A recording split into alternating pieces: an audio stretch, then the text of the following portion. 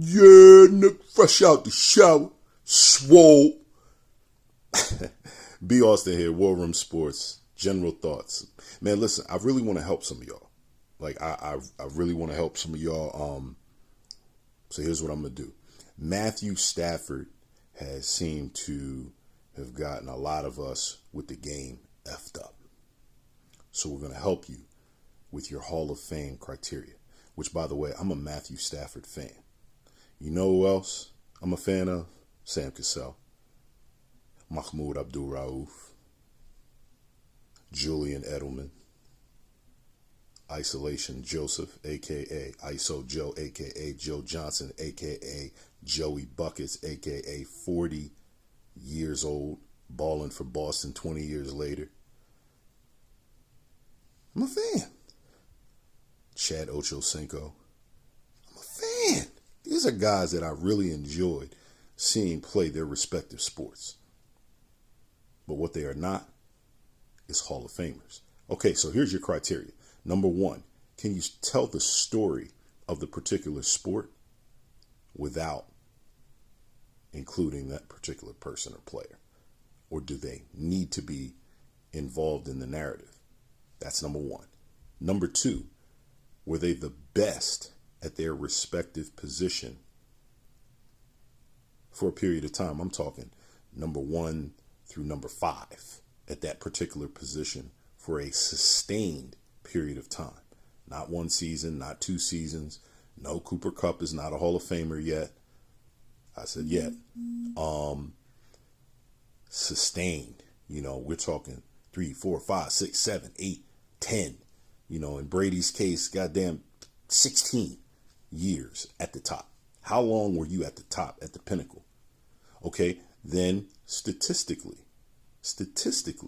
how great were you? Now that's where some of y'all will make the case that Matthew Stafford may belong. But there's context and nuance to that. The game has changed, so you're throwing the ball more. He never really had a running game behind him.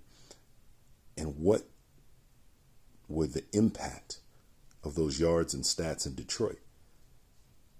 So let's recap before I give you the last. Can we tell the story of a particular sport or game with or without the person? Were they top 3, top 5 at their position for a sustained period of time? Statistically, where do they rank, and what was the meaning and impact of those statistics? Lastly, the most subjective of all, eye test. What do your eyes tell you as you look at this person play and the context surrounding their play and where they're playing? So for me, Matthew Stafford is one of the most talented quarterbacks to have played the position in this generation.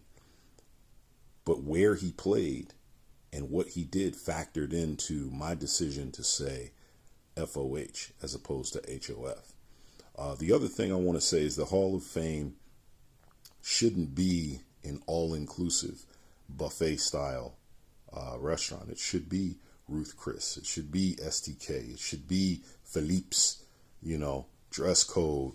You can't get in unless you foo-foo shake. Like the top of the top, the best of the best. Yeah, I'm looking at you, Joe Dumars. I'm looking at you, Terry Bradshaw.